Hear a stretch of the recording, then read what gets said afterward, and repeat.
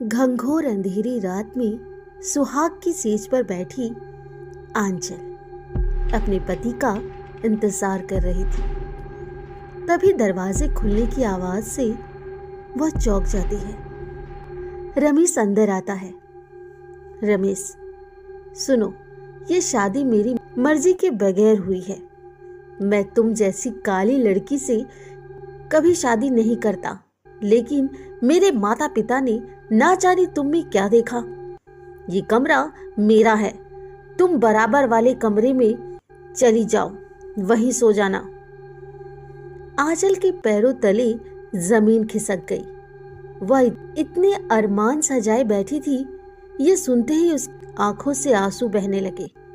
वह चुपचाप कमरे से बाहर निकलकर दूसरे कमरे की ओर जाने लगी। तभी उसके कानों में ठहाकों की आवाज आने लगी।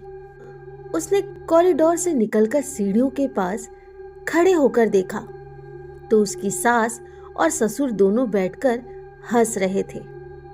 ससुर, देखा कितना दहेज मिला है, हमारा तो घर भर गया।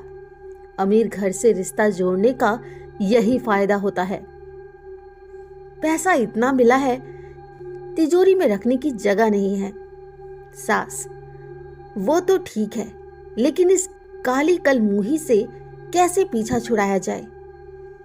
अपने रमेश की दूसरी शादी किसी सुंदर लड़की से करूंगी। ससुर ने कहा, अरे वो सब बाद में, अभी तो पैसे के मजे लो।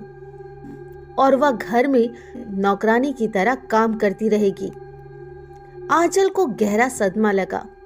मेरे पापा से ये सब कितने मीठे बनकर बात करते रहे। पापा ने मेरे रंग के कारण ही इन्हें इतना दहेज दिया था। वो पैसे से मेरी खुशी खरीदना चाहते थे। उन्हें पता लगेगा तो ना जाने क्या बीतेगी। वह दूसरे खाली कमरे में पड़े पलंग पर बैठी रोती रही। न जाने कब उसकी आंखें लग गई। सुबह वह उठकर नीचे चली गई। सास ने कहा, बहू, तू अपने मायके फोन कर दे, वो तुम्हें पगफेरे के लिए आज ही ले जाएंगे। यहाँ हम तेरी मुंह दिखाई कर नहीं सकते, सब हमारा मजाक उड़ाएंगे। आंचल चुपचाप ऊपर आकर फोन करने लगती है। उसके पापा आकर उसे ले जाते हैं। घर जाकर वह किसी से कोई बात नहीं करती, अपने कमरे में जाकर रोती रहती है। शाम को उसके ससुराल से कोई उसे लेने नहीं आता। आंचल को बड़ा गुस्सा आता है। वह चुपचाप स्टोर रूम में चूहे